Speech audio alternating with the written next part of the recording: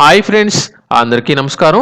సుకన్య సమృద్ధి యోజన పథకానికి సంబంధించి ఒక కీలక అప్డేట్ అయితే రావడం జరుగుతుంది. ఎవరి యొక్క సుకన్య సమృద్ధి యోజన అకౌంట్ అనేది ఫ్రీజ్ అనేది చేయడం జరుగుతుంది అనే విషయాలకు సంబంధించి ఈ వీడియోలో నేను మీకు పూర్తి సమాచారం అయితే అందజేస్తాను. ముందుగా ఈ పథకానికి సంబంధించి కొంత సమాచారం కనుక చూసుకున్నట్లయితే కేంద్ర ప్రభుత్వం అందిస్తున్న పొదుపు పథకాల్లో సుకన్య సమృద్ధి యోజన పథకం కూడా ఒకటి. బేటీ బచావో బేటీ పడావో కార్యక్రమంలో భాగంగా కేంద్ర ప్రభుత్వం ఈ యొక్క పథకాన్ని అయితే తీసుకురావడం జరిగింది.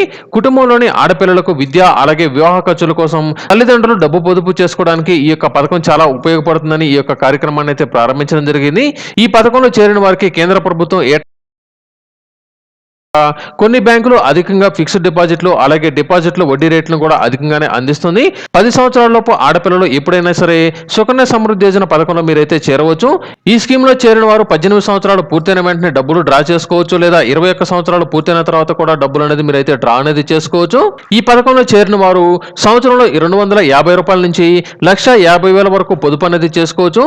తల్లిదండ్రులు ఈ యొక్క పథకంలో కనీసం 15 సంవత్సరాల వరకు చెల్లించాల్సి ఉంటుంది. ఆ తర్వాత మెచ్యూరిటీ వరకు వడ్డీ రేట్ అనేది యాడ్ అనేది చేయడం జరుగుతుంది.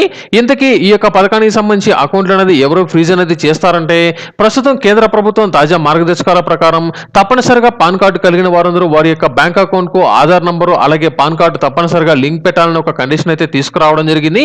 ఈ మధ్య కాలంలో చాలా మందికి సంబంధించిన పాన్ కార్డులు అనేది డియాక్టివేషన్ అయ్యాయని, అలాగే చాలా మంది ఈ యొక్క సుకన్య సమృద్ధి యోజన పథకానికి సంబంధించిన బ్యాంక్ ఖాతాలు కలిగిన వారు వారి యొక్క పిల్లలకి సంబంధించిన ఆధార్ నంబర్లు లింక్ చేయలేదని కూడా సమాచారం అయితే రావడం జరిగింది.